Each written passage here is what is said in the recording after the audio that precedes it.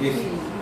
तो कल हम लोगों ने फिजिक्स में क्या था, एसी और डीसी। एसी का मतलब क्या हो गया, अल्टरनेटिव करंट। अल्टरनेटिव करंट यानी इसको हिंदी में क्या बोलते थे, प्रत्यावर्ती धारा। प्रत्यावर्ती धारा। और डीसी हो गया डायरेक्ट करंट।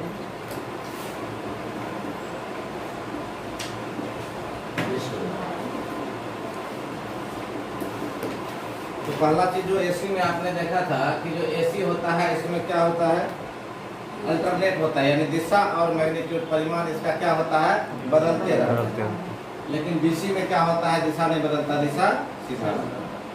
दूसरा चीज आपने देखा एसी में कि इसकी जो ऊर्जा होती है, यानी एसी में जो ऊर्जा होता है, एसी में ऊर्जा की क्षति या ऊर्जा की हानि बहुत कम होती है। इसके कारण आप जो है सो एसी को बहुत दूर तक ले जा सकते हैं, तार खींच लीजिए जहाँ लेके जाना है। लेकिन एसी की अपेक्षा डीसी में क्या होता है, डीसी में ऊर्जा की हानि क्या होता है, ज्यादा होता है। इसीलिए डीसी को आप ज्यादा दूर तक नहीं ले जा सकते, यानी कि बैटरी में तार जोड़ करके आप चाहिएगा कि 1 किलोमीटर दूर हम ले जाएं धारा को, तो ये पॉसिबल नहीं। उसके बाद जो है सो यानी उसके बाद हम लोगों ने देखा कि एसी जो है, एसी को संचित करके यानी कि जमा करके नहीं रख सकते, जबकि आप डीसी को क्या कर सकते हैं, जमा करके रख सकते हैं। इसीलिए डीसी को आप रिचार्ज कर सकते हैं, है ना। इसके बाद जो है सो हम लोगों ने देखा था बैटरी यानी कि सेल, और सेल में हम लोगों ने देखा था 2 प्रकार का सेल, जिसमें एक था प्राथमिक सेल और दूसरा द्वितीयक सेल। अब प्राथमिक सेल को किसको प्राथमिक सेल बोलेंगे, किसको द्वितीयक सेल। प्राथमिक सेल का मतलब हुआ कि जिसको है सो दोबारा रिचार्ज नहीं कर सकते, ठीक है। यानी कि एक बार यूज हो गया, यूज करने के बाद फेंक दे, ठीक है। और जो द्वितीयक सेल है उसको आप रिचार्ज कर सकते हैं, ऊर्जा समाप्त हो गया फिर से रिचार्ज करिए, फिर से इसमें अवशोषित होकर जमा हो जाएगा, यूज कीजिए फिर रिचार्ज कीजिए, यूज कीजिए रिचार्ज कीजिए, यानी ड्यूरेबल है।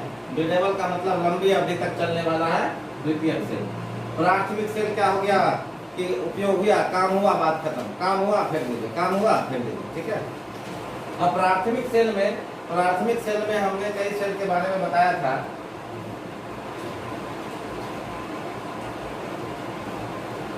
प्राथमिक सेल में हम लोगों ने देखा था सबसे पहले वोल्टिया सेल।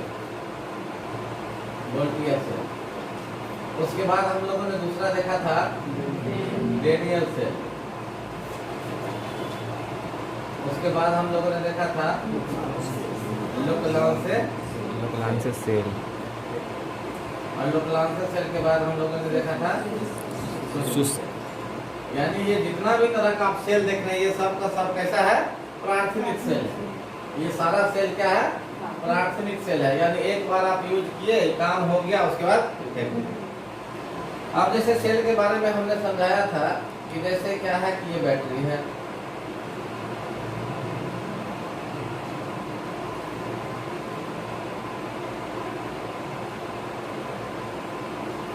अब यहाँ पर क्या होगा कि एक यहाँ पर प्लस यानी कि एनोड का काम करेगा और नीचे किसका काम करेगा, कैथोड का।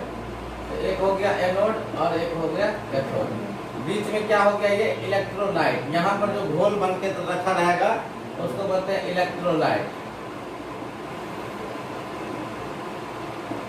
यानी आप देख रहे थे कि जितना भी प्राथमिक सेल है, प्राथमिक सेल का जो एनोड होता है किस चीज का बना होता है, जस्ते का, ठीक है।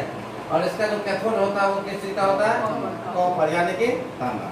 तो प्राथमिक सेल में तो ये 2 चीज आप पहले से जानते थे। अब ये जो अलग अलग सेल है इसमें अंतर क्या है कि अगर वोल्टिया सेल है तो वोल्टिया सेल में जो इलेक्ट्रोलाइट्स होगा, तो इलेक्ट्रोलाइट्स के जगह पर क्या यूज किया जाएगा, सल्फ्यूरिक, ठीक है। यानी कि वोल्टिया सेल में क्या होगा कि एनोड के रूप में जिंक होगा, कैथोड के रूप में कॉपर होगा और इलेक्ट्रोलाइट्स के रूप में सल्फ्यूरिक होगा। जो डेनियल सेल है, डेनियल सेल में आप किस चीज का उपयोग करते थे, कॉपर सल्फेट का, यानी कि डेनियल सेल में इलेक्ट्रोलाइट्स के रूप में किसका प्रयोग किया जाएगा, कॉपर सल्फेट। इसी तरह जो लोकलांस सेल है, लोकलांस सेल में किसका प्रयोग करते थे, zinc phosphate, ammonium chloride NH4Cl, NH4 ammonium chloride, यानी कि लोकलांश सेल में भी क्या हो गया, एनोड के रूप में दस्ता, कैथोड के रूप में कॉपर और इलेक्ट्रोलाइट्स के रूप में NH4Cl यानी कि अमोनियम क्लोराइड। ठीक है, तो यही जो है सो इलेक्ट्रोलाइट्स के आधार पर जो है सो प्राथमिक सेल में आपका क्या हो गया, अंतर।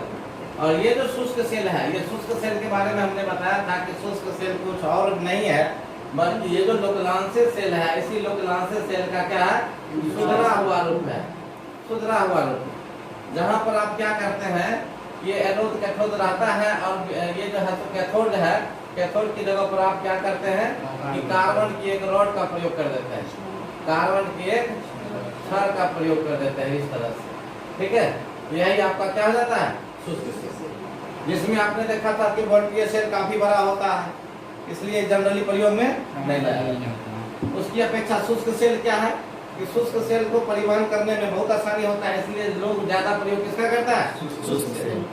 तो इस तरह से हम लोगों ने क्या किया, प्राथमिक सेल देख लिया। अब हम लोग क्या देखेंगे, ठीक है।